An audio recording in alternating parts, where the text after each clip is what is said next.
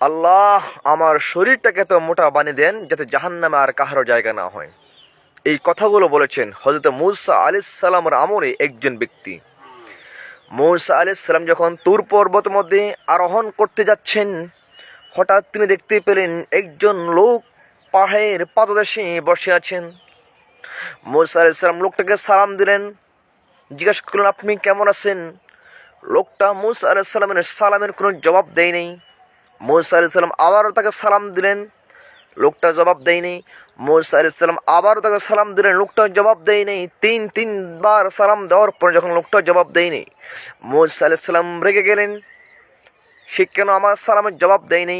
আল্লাহকে ডেকে বললেন, ওগো আল্লাহ, সে কেমন ব্যক্তি, তাকে আমি 3বার সালাম দিলাম, সে আমার সালামের কোনো উত্তর দেয়নি।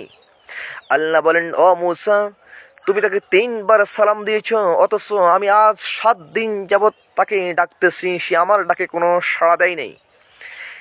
এবার মূসা আলাইহিস সালাম আল্লাহকে বললেন, ওগো আল্লাহ, কি হয়েছে এমন, কেন সে আপনার ডাকে সাড়া দেয়নি। আল্লাহ বলেন, ও মূসা, তুমি শুনো, এই লোকটি তুর পর্বতের মধ্যে এসে 40 দিন যাবৎ ইবাদত বন্দেগীতে লিপ্ত রয়েছে। 40 দিন যাবৎ ইবাদত করার পরে সে আমার কাছে একটা জিনিস চাইছে। মুনাজাতে দোয়ার মাধ্যমে সে আমার কাছে একটা জিনিস চেয়েছে, ওগো আল্লাহ, আমার শরীরটাকে তো মোটা বানিয়ে দেন যাতে জাহান্নামে আর কাহারও জায়গা না হয়। আমি তার এই দোয়াটা কবুল করতে পারি নাই, যার কারণে সে রাগ করে আমার উপর অভিমান করে, আমার উপর রাগ করে 3 দিন যাবৎ, আজকে 7 দিন যাবৎ আমার সঙ্গে কোনো কথা বলে না।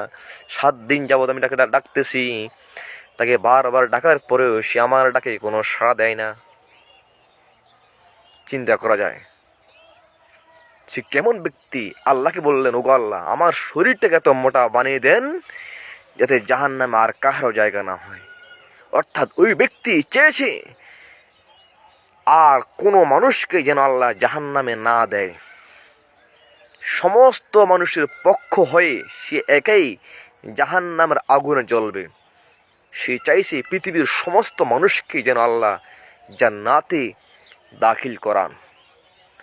এই মানব প্রেম, এই মানবতার কারণে সে আল্লাহর এত প্রিয় হয়ে গেলেন, আল্লাহ এত প্রিয় মাহবুব বান্দা হয়ে গেলেন যে স্বয়ং আল্লাহ তাকে 7 দিন যাবৎ ডাকতেছেন। সুবহানাল্লাহ। দেখে আল্লাহ বলেছেন, হাল জাযাউল ইহসান ইল্লাল ইহসান, ভালোবাসার বিনিময়ে তো ভালোবাসা দিয়েই হবে।